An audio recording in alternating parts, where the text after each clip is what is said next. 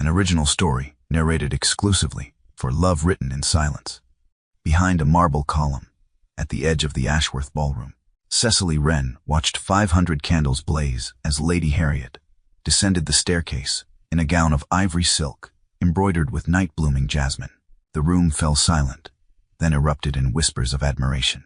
Cecily's hands trembled against her plain cotton skirt, her chest tight with a pride so fierce it felt like grief, because no one in that glittering crowd knew her name. She had poured 6 weeks of her father's genius and her own sleepless nights into that masterpiece, and she would be forgotten before the last waltz ended. Then across the sea of silk and diamonds, the Duke of Hartfield's eyes found hers. He set down his glass, crossed the ballroom floor through 100 curious stairs, and stopped 3 feet from the servants' corridor, where no duke should ever stand. When he spoke, his voice was low enough that only she could hear. "You made that." It was not a question. The Ashworth estate blazed like a constellation fallen to earth. Every window of the great house glowed amber in the September dusk, and the long drive was choked with carriages disgorging London's finest families in clouds of perfume and rustling taffeta. Inside, the ballroom had been transformed into something out of legend. 500 beeswax candles burned in crystal chandeliers. White roses climbed silk-draped columns. An orchestra tuned behind a screen of potted orange trees, their fragrance mingling with the scent of champagne and expensive powder. Lady Harriet Ashworth's debut ball had been planned for a year. Her brother, Edward, Duke of Hartfield, had spared no expense.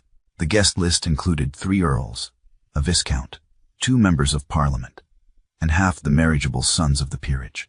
Everything had been arranged to announce that the Ashworth family, ancient and powerful, was ready to present its jewel to society. But the true jewel of the evening was the gown. Cecily had finished the final stitches at dawn that morning. Her fingers ached. Her eyes burned. She had slept perhaps 10 hours in the last 6 days. But when the housemaid carried the gown upstairs on its padded hanger, wrapped in muslin like a sacred relic, Cecily had allowed herself one moment of satisfaction so complete it felt like pain. Ivory silk, hand-embroidered botanicals in silk thread, so fine it caught the light like spiderweb.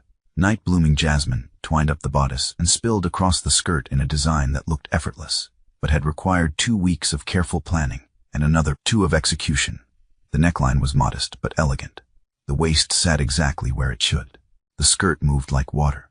It was the finest thing Cecily had ever made, perhaps the finest thing she would ever make.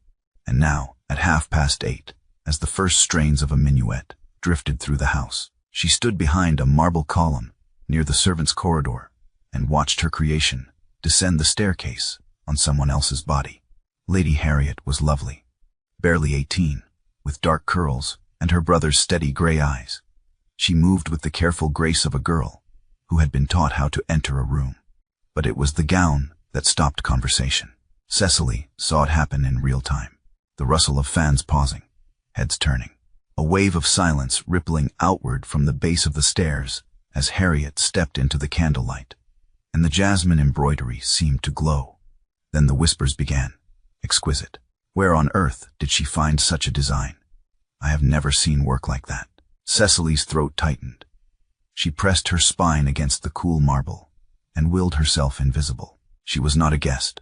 She had no place in this room. Her presence was tolerated only because the housekeeper, Mrs. Dalton, had taken pity and allowed her to watch from the shadows. Her own dress was plain gray cotton, high-necked and severe, the kind a governess might wear. Her hands bore the faint scars of needle pricks and the calluses of her trade. She belonged to a different world entirely. But for this one moment, she let herself feel it. Pride, fierce and bright and aching. She had made that. Her mind, her hands, her father's training. Every stitch was hers. You made that. The voice came from her left, low and quiet, and far too close. Cecily's head snapped around. The Duke of Hartfield stood 3 feet away, one hand resting against the column, his gray eyes fixed on her with an intensity that made her breath catch. He was tall, broad-shouldered, dressed in black evening clothes that fit him like they had been made by someone who understood the architecture of a man's body. His dark hair was swept back from a face that might have been handsome, if it were not so carefully controlled. He looked like a man who had learned young not to let anything show. Cecily straightened. "Your Grace, you made that gown," he said again. Not a question, a statement. She hesitated. It was dangerous to claim credit, dangerous to be noticed. But she had spent 6 weeks pouring her soul into silk and thread, and she would not lie about it. Yes. His gaze moved from her face to the ballroom, where Harriet was now surrounded by admirers, and then back. "It is extraordinary." Cecily felt something twist in her chest. She had heard praise before. Polite murmurs from Lady Ashworth, appreciation from the housekeeper. But this was different. He was looking at her like she had done something that mattered. "I know," she said. His brows rose slightly, the faintest suggestion of surprise. Most women in her position would have demurred, would have said something modest and self-effacing. "Thank you, Your Grace. You are too kind. I only did my best." Cecily had watched her father die believing that talent spoke for itself. She would not make the same mistake. "My father was a master tailor," she continued, meeting his eyes. "He trained me from the time I could hold a needle. That gown represents 15 years of apprenticeship and 6 weeks of work I am proud of. So yes, it is extraordinary." For a moment, he simply looked at her. Then the corner of his mouth shifted. Not quite a smile, something more complicated. "What is your name?" "Cecily Wren." "Miss Wren." He inclined his head slightly, a gesture of respect that felt surreal in this context. A duke acknowledging a seamstress in the middle of his sister's debut ball. "I am glad my sister had the good sense to hire you." "Your sister did not hire me," Cecily said. "Your housekeeper did. 6 months ago, I work from the East Wing." "The East Wing," he repeated slowly. "The converted linen room," she clarified. "It has good light." Something flickered across his face. She could not name it. Before she could try, a voice cut through the moment like a blade. "Edward." A woman appeared at his elbow. Tall, elegant, dressed in deep blue silk with sapphires at her throat. Her blonde hair was arranged in perfect curls. Her smile was polite and practiced. Lady Caroline Fairfax. Cecily recognized her from the formal dinner 3 nights prior, when Cecily had been summoned to adjust the hem of Lady Ashworth's gown, and had passed the dining room, on her way back to the workroom. Lady Caroline's gaze flicked to Cecily, registered her presence with the barest flicker of distaste, and dismissed her entirely. "They are calling for the first waltz," Caroline said, resting her gloved hand on Edward's arm with the ease of long familiarity. "You promised it to me." Edward's expression smoothed into something unreadable. "Of course." He glanced back at Cecily. Their eyes met for one brief, charged moment. Then he turned and allowed himself to be led back into the light and music and glittering crowd, where he belonged. Cecily watched him go. Her heart was beating too fast. Her hands were trembling again. She slipped back through the servants' corridor, past the kitchens where the staff was preparing the midnight supper, and climbed the narrow stairs to the East Wing. The converted linen room was dark and quiet. Bolts of fabric leaned against the walls. A half-finished bodice hung on the dressmaker's form. Her workbench was scattered with thread, shears, pins. She lit a single candle and sat down. Her fingers found the cuff of her sleeve. There, stitched in silk thread so fine it was nearly invisible, was a tiny sprig of jasmine, the same design as the gown, her signature, hidden where no one would ever see it. Except he had seen it. Somehow, he had known. Cecily pressed her palm against the cool wood of the workbench and let herself breathe. Downstairs, the music swelled. The ball would go on until dawn. Lady Harriet would dance with a dozen young men. The gown would be admired and envied, and copied by modistes across London. And tomorrow, Cecily would go back to being invisible. The morning after the ball, Edward Ashworth stood in the doorway of the converted linen room and told himself he had a reason to be there. He needed to thank Miss Wren personally for her work on Harriet's gown. It was a matter of courtesy, of proper management. His sister's debut had been a triumph, and the seamstress deserved acknowledgement. That was all. The room was smaller than he had imagined, narrow, with a single tall window that let in a shaft of late morning light. Bolts of fabric were stacked against one wall in a rainbow of colors. A dressmaker's form stood near the window, draped in unfinished silk. The workbench was organized with military precision. Shears, pins, spools of thread arranged by shade, a wooden box that looked like it had been built by hand. Cecily Wren sat at the bench with her back to the door, bent over a length of pale green fabric. She was sewing something by hand, her needle moving with quick, practiced efficiency. She wore the same gray dress as last night, her dark hair pinned back in a simple knot. No jewelry, no ornamentation. She did not look up. "If you have come to commission something, Your Grace, you will need to speak with Mrs. Dalton first," she said without turning. "I do not take private commissions without the housekeeper's approval." Edward blinked. "How did you know it was me?" "Your boot heels." She tied off a thread and snipped it cleanly. "The staff wears soft soles. Guests wear leather. Yours are custom. I can hear the difference." She set down the fabric, turned on her stool, and looked at him with the same direct, unsettling gaze as the night before. "Why are you here, Your Grace?" He had prepared a speech, something polite and appropriately distant, but standing in this small, sun-filled room with her eyes on him, the words felt hollow. "I wanted to thank you," he said, "for the gown. Harriet has received 7 invitations this morning, 3 to dinners, 4 to garden parties, 1 from the Countess of Marlowe, who has not spoken to our family in 5 years. Cecily's mouth curved slightly, not quite a smile. The gown did its job then. It did more than that. He stepped into the room, careful not to disturb the organized chaos. It was art. It was silk and thread. It was both. She studied him for a long moment. Then she stood, brushing her hands on her skirt. She was shorter than he had realized. The top of her head barely reached his shoulder. But there was nothing diminutive about the way she held herself. "Your Grace," she said quietly, "I appreciate the courtesy. But you do not need to come to the East Wing to thank the seamstress. A message through Mrs. Dalton would have sufficed." "I am aware." "Then why are you here?" The question hung in the air between them. Edward did not have an answer. Or rather, he had several, and none of them were appropriate to speak aloud. Because last night, when he had looked across the ballroom and seen her standing in the shadows, watching her work move through the crowd, he had felt something shift in his chest. Because she had looked at him and said "I know" with such quiet certainty that it had taken his breath away. Because he had spent the last 12 hours thinking about a woman he had no business thinking about. And he did not understand why. "I wanted to see where you work," he said finally. "Why?" "Because the gown you made came from this room. I wanted to understand how." She looked at him for a long moment. Then, without a word, she crossed to the workbench and picked up a small wooden box. She opened it and held it out. Inside were dozens of spools of thread, silk, cotton, linen, every shade imaginable. "My father collected these over 30 years, she said. "Some he bought, some he traded for. Some were gifts from other tailors who respected his work. When he died, this box and his shears were the only things of value he owned." Edward looked at the threads, then at her face. "He was a master tailor," Cecily continued, "the finest in 3 counties. He made coats for men who would not invite him to dinner, gowns for women who did not know his name. He died with 6 shillings to his name and 3 people at his funeral." Her voice was steady, but her hands were not. "Talent without patronage means nothing, Your Grace.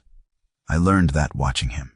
So when you ask why I said, I know when you called the gown extraordinary, it is because I will not pretend modesty about the one thing I have that cannot be taken from me." Edward felt something tighten in his chest, not pity, something sharper. "Your father taught you well. He taught me everything." She closed the box and set it back on the bench. "And then he taught me what happens when the world does not care." Before Edward could respond, footsteps sounded in the corridor. Both of them turned.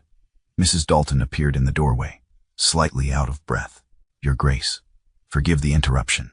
The Earl of Norbury has arrived. He is waiting in the drawing room." Edward's jaw tightened. "I was not expecting him until this afternoon. He said the matter was urgent." Edward glanced back at Cecily. She had already turned away, picking up her needle and fabric, as if he had never been there. "Thank you, Miss Wren," he said quietly. She did not look up. "Your Grace." He left the room and followed Mrs. Dalton down the corridor. But his mind remained in the converted linen room with its single window and its carefully organized threads. The Earl of Norbury was a tall, thin man with silver hair and the kind of face that looked like it had been carved from marble. He stood near the drawing-room fireplace with his hands clasped behind his back, radiating the particular arrogance of a man who had never been told no. Lady Caroline sat on the sofa near the window, her posture perfect, her expression serene. She looked up when Edward entered and offered a small, polite smile. "Edward," the Earl said, "forgive the early arrival. I wanted to speak with you before the household became too busy." Edward closed the door. "Of course. What is the matter?" The Earl's gaze flicked to Caroline, then back. "I have spoken with Mr. Alderton. He believes it is time to finalize the engagement terms." Edward went very still. "We agreed to wait until after Harriet's season. That was before last night's success," the Earl said smoothly. "Your sister's debut has exceeded all expectations. The family's position is stronger than it has been in years. There is no reason to delay." Edward's hands curled into fists at his sides. He forced them to relax. "The estate finances are not yet settled," he said carefully. "There are debts that must be addressed before I can. The debts will be addressed through the marriage settlement." The Earl interrupted. "That is the entire point, Edward. The Fairfax fortune secures the estate. The tenants are protected. Your father's wishes are honored. All that remains is your signature. Your father's wishes." The words hit like a blade between the ribs. Edward's father had died 2 years ago in this house, in the upstairs bedroom that Edward could not bring himself to enter. On the last night, his father had gripped Edward's wrist with surprising strength and rasped 4 words. "Secure the estate, Edward." The next morning, Mr. Alderton, the family solicitor, had arrived with documents. The estate was in debt. The tenants' livelihoods were at risk. The solution, Alderton explained, was a marriage alliance with the Fairfax family. Lady Caroline's dowry would settle the debts and ensure the estate's survival for another generation. It was duty. It was necessity. It was what his father had wanted. Edward had given his word. "I have not forgotten my obligations," Edward said quietly. "I am glad to hear it." The Earl's smile did not reach his eyes. "Then we may proceed." Caroline rose from the sofa and crossed to Edward's side. She rested her hand lightly on his arm, the same gesture she had used last night. "I know this is not easy," she said softly, "but it is the right thing for both our families." Edward looked down at her. She was beautiful, accomplished, everything a duchess should be. He felt nothing. "I will speak with Alderton," he said. The Earl inclined his head. "Excellent. I will remain at the estate for the week. We can finalize the details before I return to London." He turned and left the room, his footsteps echoing down the corridor. Caroline lingered. She looked up at Edward with something that might have been sympathy. "You are a good man, Edward," she said. "Your father would be proud." She followed her father out, leaving Edward alone in the drawing-room with the weight of a promise he could not break and did not want to keep. That evening, Edward found himself in the library. It was his favorite room in the house. 2 stories of books, a fireplace large enough to stand in, and tall windows that overlooked the gardens. He had come here as a boy to hide from tutors, as a young man to escape the endless social obligations his mother orchestrated. Now as Duke, he came here when he needed to think. He was not thinking clearly. He poured himself a brandy and stood at the window, watching the last light fade from the sky. A sound made him turn. Cecily Wren stood in the doorway, a book tucked under her arm. She froze when she saw him. "Forgive me, Your Grace," she said quickly. "Mrs. Dalton said I might borrow from the library. I did not realize you were here." "You are welcome to stay," Edward said. She hesitated. Then she crossed to one of the shelves and began scanning the spines with the focused attention of someone who knew exactly what she was looking for. Edward watched her. She moved through the room like she belonged there, her fingers trailing along the leather-bound volumes with something close to reverence. "What are you looking for?" he asked. "A book on botanical illustration," she said without looking at him. "I am designing a gown with ferns. I want the detail to be accurate." "You study botany." "I study anything that helps me work." She pulled a volume from the shelf and opened it, flipping through pages of detailed engravings. "My father used to say that a tailor who only knows fabric will only ever make clothes. A tailor who knows the world makes art." Edward set down his glass. "Your father sounds like he was a remarkable man." He was. She closed the book and looked at Edward directly. "He was also a fool. How so? He believed his work would speak for itself. That talent and integrity were enough. Her voice was quiet, but edged with something sharp. They are not. He died poor and forgotten, and I will not make the same mistake. What mistake is that? Waiting to be seen. The words hung in the air between them. Edward felt something shift in his chest, a recognition he did not want to name. And how do you intend to be seen, Miss Wren? She met his gaze. By making things so beautiful, they cannot be ignored. Before he could respond, the door opened. Lady Ashworth swept in, followed by Harriet, both dressed for dinner. Edward, there you are, his mother said. We are waiting for you in the dining room. The Earl and Lady Caroline are already seated. Her gaze flicked to Cecily, registered her presence with the same polite dismissal as Caroline had used, and returned to Edward. Miss Wren, she said coolly, the library is not a workroom. Cecily dipped her head. Of course, my lady. Forgive me. She crossed to the door, the book still under her arm. As she passed Edward, their eyes met for the briefest moment. Then she was gone.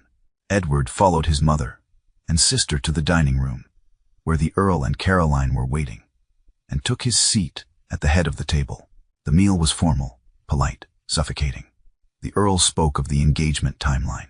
Caroline smiled. Harriet chattered about the invitations still arriving. Edward's mother presided over it all with the satisfaction of a woman who believed everything was going according to plan. Edward shifted his chair slightly to the left.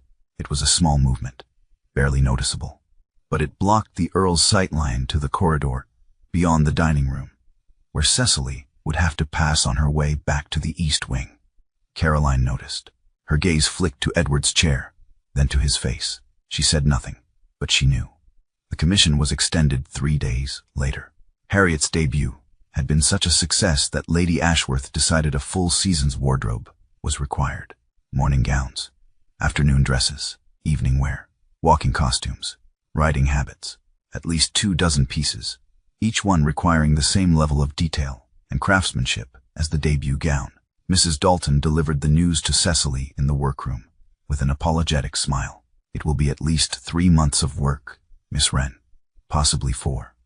Lady Ashworth has requested that you remain at the estate for the duration. Cecily's hands stilled on the fabric she was cutting. 3 months, 4 months, an entire season. I understand, she said quietly. Mrs. Dalton hesitated. There is one complication. The Earl of Norbury has expressed concern about your continued presence in the house. He believes it is inappropriate for a tradesperson to reside in the family wing. Cecily's jaw tightened. I work from the East Wing, Mrs. Dalton. I have never entered the family quarters without permission. I know, but the Earl has influence. If he insists, he will not. The voice came from the doorway. Both women turned. Edward stood in the corridor, his expression unreadable. Your Grace, Mrs. Dalton said, startled. Edward stepped into the room. His gaze moved from the housekeeper to Cecily, then back. Miss Wren's work requires proximity to the household, he said. The East Wing is appropriate. If the Earl has concerns, he may bring them to me directly. Mrs. Dalton's eyes widened slightly. Of course, Your Grace. She curtsied and left the room, closing the door behind her. Cecily set down her shears.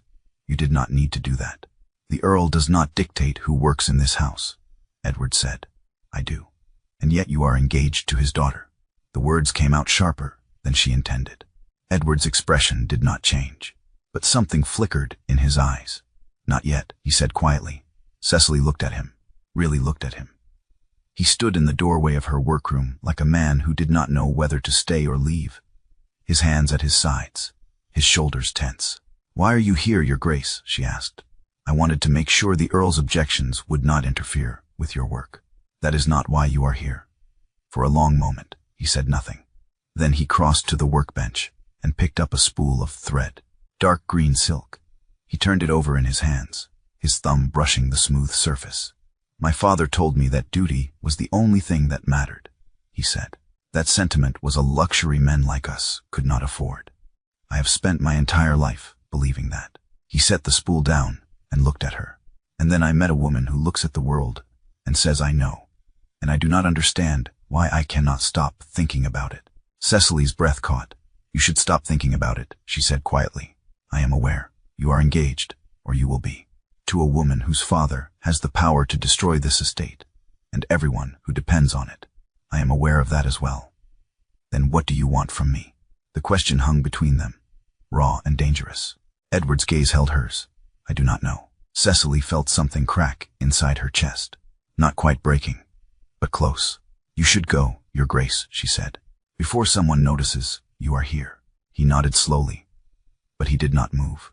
The work requires proximity, he said finally. That is what I told Mrs. Dalton. It was not entirely a lie. He turned and left the room, his footsteps echoing down the corridor. Cecily stood alone in the workroom, her hands trembling, and wondered how long she could survive in a house where the one person who truly saw her was the one person she could never have. The weeks that followed developed a rhythm that felt both inevitable and impossible. Edward found reasons to visit the workroom, always with a pretext. A question about Harriet's wardrobe, a request to see fabric samples, a message from his mother. Cecily never questioned it. She answered his questions, showed him her work, spoke to him with the same directness she used with everyone. But the air between them grew heavier with each encounter. One afternoon, he noticed the embroidery on her cuff, a tiny sprig of jasmine, stitched in thread so fine it was almost invisible. You signed it, he said. She glanced down. I sign everything I make, just not where anyone can see. He reached out, his fingertips brushing the fabric. The touch was brief, barely there, but she felt it like a brand. She pulled her arm back, not quickly, but deliberately. Your Grace, she said quietly, you should not be here. I know. Then why do you keep coming back? He looked at her with an expression she could not name. Because this is the only room in the house where I do not have to pretend. The words broke something open inside her. She wanted to tell him to leave, to stop looking at her like she was something he could not have, to remember his duty and his promise, and the 200 families who depended on him making the right choice. But she did not, because she understood what he meant. This room, with its bolts of fabric, and its single window, and its carefully organized threads, was the only place where she did not have to be invisible, and he was the only person who had ever walked into it and seen her. The household dinner, 3 nights later, was a study in controlled tension. The Earl sat at Edward's right, expounding on estate management with the confidence of a man who believed his opinions were facts. Lady Caroline sat across from him, serene and beautiful, her conversation polite and perfectly calibrated. Harriet chattered about the upcoming garden party at the Marlowe estate. Lady Ashworth presided with satisfaction. Edward sat at the head of the table and felt like he was drowning. Halfway through the second course, the Earl's gaze drifted toward the corridor, beyond the dining room. I understand the seamstress is still in residence, he said casually. Lady Ashworth nodded. Miss Wren. She is completing Harriet's wardrobe. A tradesperson living in the house for months, the Earl said. It sets an unusual precedent. She works from the East Wing, Edward said. She does not intrude on the household. Still, the Earl's smile was thin. One wonders if such proximity is entirely appropriate. Edward set down his fork, very carefully. Then he shifted his chair, just slightly, just enough. The movement blocked the Earl's sightline to the corridor, where Cecily would pass on her way to the kitchens. The Earl's eyes narrowed. Caroline's gaze flicked from her father to Edward. She said nothing, but her expression was unreadable. Miss Wren's work is exemplary, Edward said quietly. Her presence is a credit to this house. The Earl's jaw tightened. Of course, Your Grace. The meal continued, but the tension did not dissipate. Later, when the ladies had retired, and the men remained at the table with port, the Earl leaned back in his chair and studied Edward with cold calculation. You are playing a dangerous game, Edward. Edward met his gaze. I do not know what you mean. Do you not? The Earl's voice was soft, lethal. You have given your word. The engagement will be announced. The estate will be secured. If you jeopardize that for a passing fascination with a seamstress, you will destroy everything your father built. Edward's hands curled into fists beneath the table. I have not forgotten my obligations, he said. See that you do not. The Earl rose and left the room. Edward sat alone at the table, staring at the dregs of his port, and felt the cage close tighter around him. Late that night, unable to sleep, Edward returned to the library. He found old Jennings there, his father's retired valet, sitting by the fire with a book. Jennings had served the family for 40 years before retiring to a cottage on the estate. He still visited the house occasionally, more out of habit than necessity. "Your Grace," Jennings said, rising. "Sit, please," Edward said. "I did not mean to disturb you." Jennings settled back into his chair. Edward poured himself a brandy and stood at the window, looking out at the darkened gardens. "You look troubled, my lord," Jennings said quietly. Edward let out a slow breath. "Do you remember my father's last night?" "I do. What did he say?" "Exactly." Jennings frowned. He said, "Secure the estate. Be stronger than sentiment." Edward turned. "Did he mention Lady Caroline?" Jennings hesitated. "No, my lord. He did not." "Did he mention the Fairfax family at all?" Jennings's expression grew troubled. He spoke only of the estate. "Mr. Alderton arrived the next morning with the marriage terms. I assumed that my father had discussed it with him beforehand." "Yes." Edward set down his glass. His hands were shaking. "What if he had not?" Edward said quietly. Jennings stared at him. "My lord, what if the promise was never about marrying Lady Caroline? What if it was only about securing the estate?" And Alderton reframed it afterward. The silence that followed was deafening. "That would be a grave accusation, Your Grace," Jennings said slowly. "I know, but if it were true..." Jennings trailed off, his expression stricken. "If it were true, then you have been honoring a lie." Edward closed his eyes. A lie. The cage that had bound him for 2 years might never have been locked at all. And if that were true, then every day he had spent preparing to marry Caroline, every moment he had told himself he had no choice, had been a choice, the choice to stay safe, to avoid the terrifying freedom of deciding for himself. He opened his eyes and looked at Jennings. "Do not speak of this to anyone," he said. "Of course, my lord." Edward left the library and climbed the stairs to his room, but he did not sleep. He lay awake until dawn, staring at the ceiling, and felt the foundations of his entire life begin to crack. The discovery came 2 weeks later, entirely by accident. Edward had been searching his father's study for estate documents when he found the correspondence tucked into the back of a drawer. Letters between Mr. Alderton and the Earl of Norbury, dated 6 months before his father's death. He read them twice, then a third time. The marriage terms had been drafted before his father died. The financial arrangements, the timeline, the specific clauses tying the Fairfax dowry to the estate's debts. All of it written before the deathbed scene. All of it signed by Alderton and the Earl. Edward's father's signature was nowhere on the documents. Edward sat at the desk, the letters spread before him, and felt the cage shatter. His father had never promised him to Caroline. Alderton had manufactured the match to serve the Earl's financial interests. The sacred duty that had governed Edward's life for 2 years was a fiction built by men who stood to profit from it. He had been lied to, and he had believed it because believing was easier than choosing. Edward's hands shook as he folded the letters and locked them in the desk drawer. He did not know what to do with this knowledge. Did not know how to dismantle a promise that had never been real without destroying everything around it. But he knew one thing. He could not marry Caroline. Not now. Not ever. The Earl announced the engagement date at dinner 3 nights later. "The 20th of next month," he said, raising his glass. "A spring wedding. The banns will be read starting Sunday." Lady Ashworth beamed. Harriet clapped her hands. Caroline smiled serenely.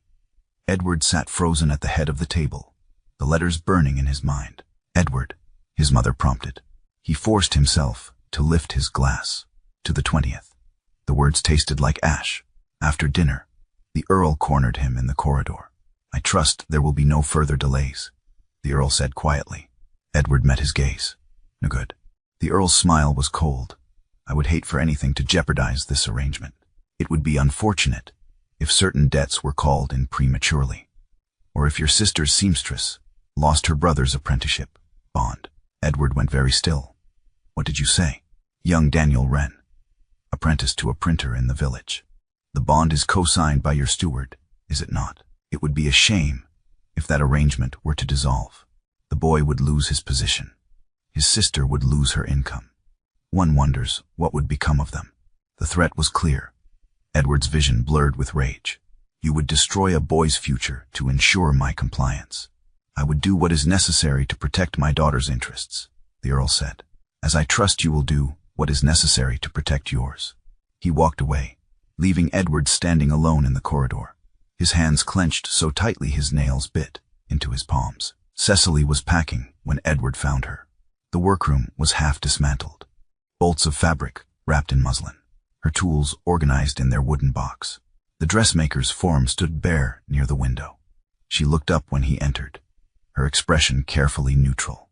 Your Grace, what are you doing? The Earl's steward delivered a message this morning. My commission is complete. I am to vacate the East Wing by week's end. Edward's chest tightened. Harriet's wardrobe is not finished. Lady Ashworth has hired a modiste from London to complete it. Cecily folded a length of silk with precise, controlled movements. I am no longer needed. That is not true, is it not? She looked at him directly. The engagement is announced. The wedding date is set. My presence here is an inconvenience. The Earl has made that clear. Edward crossed the room. Cecily, do not. Her voice was quiet, but edged with steel. Do not come here and tell me. This is not what you want. You have had weeks to act. Weeks to say something. Anything. And you have chosen silence. It is not that simple. It is exactly that simple. She set down the silk and faced him. You are the Duke of Hartfield. You have more power than anyone I have ever known, and you are using it to do nothing. If I break this engagement, the Earl will destroy your brother's apprenticeship. Cecily froze. What? He threatened it this evening. If I do not marry Caroline, Daniel loses his bond. For a long moment, she said nothing. Then she let out a slow, shaking breath. So that is the cage, she said quietly. Not duty, not honor, fear. Edward flinched. I am trying to protect you, he said. I do not need your protection, Cecily said. I need you to choose, but you will not. Because choosing is terrifying, and staying silent is safe. She turned back to her packing. Edward stood in the middle of the workroom, the words burning in his throat, and could not speak them. He left without saying goodbye. The rain began 2 days later. A summer storm that rolled in from the coast, turning the sky iron gray, and the gardens into rivers of mud. Thunder rumbled. Lightning split the sky. Edward was crossing the garden when the downpour started. He broke into a run, heading for the house, but a voice stopped him. Your Grace. He turned. Cecily stood near the garden folly, soaked through, her hair plastered to her face. She must have been caught in the storm, the same as him. Miss Wren, he said, come inside. You will catch your death. I am already soaked, she said. A few more minutes will not matter. He crossed to the folly. It was a small stone structure, open on 3 sides, built decades ago, as a picturesque ruin. Inside it was dry, barely. Cecily stepped under the roof, shivering. Her gray dress clung to her, dark with rain. Her hands were trembling. Edward removed his coat and placed it over her shoulders. His hands remained on the lapels. She looked up at him. Their faces were inches apart. The rain was loud around them, a curtain of sound that made the rest of the world disappear. You should go, she said quietly. I know. You are engaged. I know. Then why are you still standing here? Because he could not make himself let go. Because the feel of the coat under his hands and the warmth of her beneath it was the only real thing he had felt in weeks. Because he was terrified. I do not know, he said. Cecily's gaze searched his face. Then she reached up and gently pulled his hands away. You are kind to me in private and silent in public, she said. That is not love, Your Grace. That is convenience. She stepped out from under the coat and walked into the rain. Edward stood alone in the folly, his coat in his hands, and watched her disappear into the storm. That evening, Cecily came to the terrace. Edward was standing at the stone balustrade, staring out at the rain-soaked gardens. He heard her footsteps and turned. She stood in the doorway, dry now, dressed in a simple blue dress he had never seen before. Her hair was loose around her shoulders. She looked like someone preparing to leave. I am going to Bath, she said without preamble. Edward's heart stopped. When? Tomorrow morning. I have hired a carriage. I have saved enough from my commissions to rent a small shop. I will take private clients, build my own reputation. What about Daniel? I will bring him with me. The Earl cannot touch an apprenticeship bond in another county. Edward stared at her. You have planned this. I have planned this since the day I arrived, she said. I will not wait for powerful men to decide my future. She crossed to where he stood. The rain was beginning again, soft and steady. I came to say goodbye, she said, and to tell you something. What? I see what is in your eyes when you look at me, she said quietly. I see the same thing I feel when I look at you. But seeing is not enough. Feeling is not enough. She took a step closer.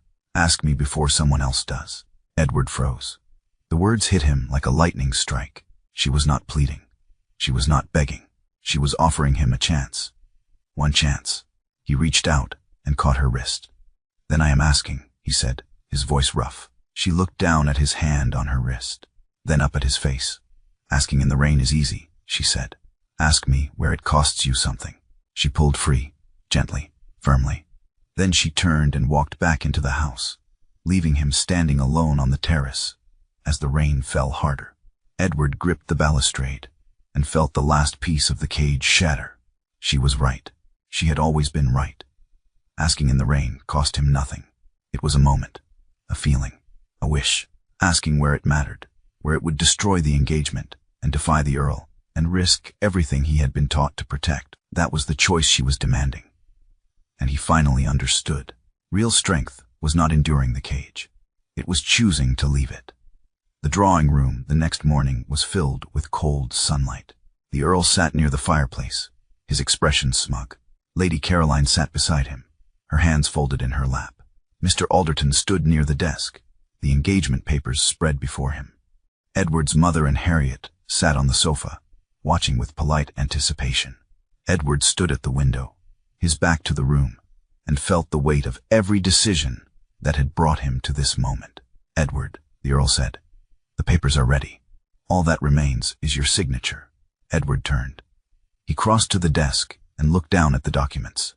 The terms were clear. The dowry, the debts, the timeline, everything his father had supposedly wanted, except his father had never wanted it. Edward picked up the pen. Then he set it down. Mr. Alderton, he said quietly, were you present at my father's deathbed? Alderton blinked. I was not, Your Grace. I arrived the following morning. And yet you drafted these terms the night he died. Alderton's expression flickered.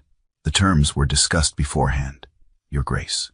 Your father made his wishes clear. Did he? Edward reached into his coat and pulled out the letters he had found. He placed them on the desk. These are dated 6 months before my father's death. They outline the marriage terms in full, signed by you and the Earl. My father's signature is absent. The room went silent. The Earl's face darkened. What are you implying? Edward looked at him. I am not implying anything. I'm stating a fact. My father never promised me to Lady Caroline. You and Alderton manufactured that promise to serve your financial interests. Alderton stepped forward. Your Grace, I assure you, old Jennings was present at the deathbed, Edward continued. He confirmed what I have suspected. My father said, secure the estate. Be stronger than sentiment. He did not name the Fairfax family. You added that instruction afterward. He turned to Caroline. She was watching him with an unreadable expression. You deserved honesty from the beginning, Edward said. I am sorry you did not receive it. He placed the unsigned papers on the table. I will not sign a contract built on a reframing of a dying man's words. The Earl shot to his feet. You gave your word. I gave my word to honor a promise that was never made, Edward said. I will not compound that lie with a marriage neither of us wants. Caroline stood slowly. For a long moment, she looked at Edward. Then she turned to her father. He is right, she said quietly. The Earl stared at her. Caroline, I do not love him, father. I never have, and he does not love me. She looked back at Edward. I wish you had found the courage to say this months ago, but I am grateful you found it now. She walked out of the room, her head high. The Earl's face was purple with rage. You will regret this, Ashworth. I will call in every debt. I will destroy, you will do nothing, Edward said, because if you threaten this estate, or anyone under my protection, I will ensure every person in London knows that you and Alderton fabricated a deathbed promise to coerce a duke into marriage. Your reputation will not survive it. The Earl opened his mouth, closed it. Then he turned and stormed out, Alderton scrambling after him. Edward's mother sat frozen on the sofa. Harriet stared at him with wide eyes. Edward, his mother said faintly. "What have you done?" "What I should have done 2 years ago," Edward said. He walked out of the drawing room, through the entrance hall, and out the front door into the morning light. He did not have a coat. He had left it in the drawing room. He did not care. He ran to the stables, saddled his horse, and rode. The road to Bath was muddy and rutted from the rain. Edward pushed his horse hard, his heart pounding, his breath coming in ragged gasps. He reached the crossroads where the estate boundary ended and saw the carriage. It was small, hired, pulled by 2 horses. The driver sat hunched on the box, waiting. Edward dismounted and crossed to the carriage door.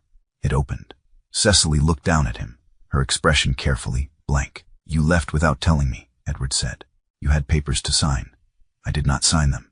Her eyes widened. "What?" "I broke the arrangement. Not for the room. Not for the estate. Because Jennings told me the truth, and I could not build a marriage on a lie." He stepped closer. "But that is not why I am here." She stared at him. "You told me to ask you before someone else did," Edward said. "I was too slow. I was afraid. But I am asking now, not because someone else will, not because it is easy, because I cannot imagine standing in any room that matters without you in it." Cecily's breath hitched. "You left your coat," she said. "I left everything." She stepped down from the carriage, into the mud, into the rain-soaked road that was the opposite of a ballroom. She took his face in her hands, the hands that had held the needle, that carried her father's gift, that had made beauty out of thread and silk, and she kissed him, not in a library, not on a terrace, on a muddy road in the open air, at the edge of his world, and the beginning of hers. When they pulled apart, Edward was shaking. "I do not know what happens next," he said. "Neither do I," Cecily said. "But we will figure it out together." She took his hand, and they stood there, on the road between 2 worlds, and chose each other. Weeks later, morning light filled a room in a house that was not quite grand, and not quite modest, but was entirely theirs. The blue silk dress hung in the window. The first garment Cecily had ever made for herself. Not a commission. Not for someone else's body. For hers. Edward stood near the window, tracing the embroidery with 1 finger. Ferns and jasmine, stitched in thread so fine it caught the light. "You signed this one too," he said. Cecily watched from the bed, her hair loose around her shoulders, a smile playing at her lips. "This one I signed where everyone can see," she said. Edward turned. The light filled the room. Through the open door, the work table was visible, covered in bolts of fabric and spools of thread. The Earl had withdrawn his support. The London modistes whispered about scandal.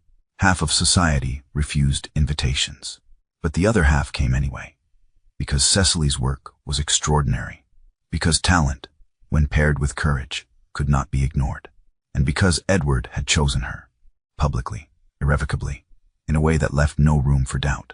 He crossed to the bed and sat beside her, taking her hand. "Do you regret it?" he asked quietly. "Regret what?" "Choosing this. Choosing me. The scandal. The closed doors." Cecily looked at him. At the man who had walked out of a drawing room and left everything behind, who had ridden through mud and rain to find her, who had asked her where it cost him something. "I regret nothing," she said. She leaned forward and kissed him, slow and certain. Outside, the world continued. The estate was being restructured, the debts addressed through revenue, not marriage. The tenants remained. The house still stood, and in a room filled with morning light and silk thread, 2 people who had spent their lives being told what they were worth finally understood. They were worth everything, because they had chosen to be.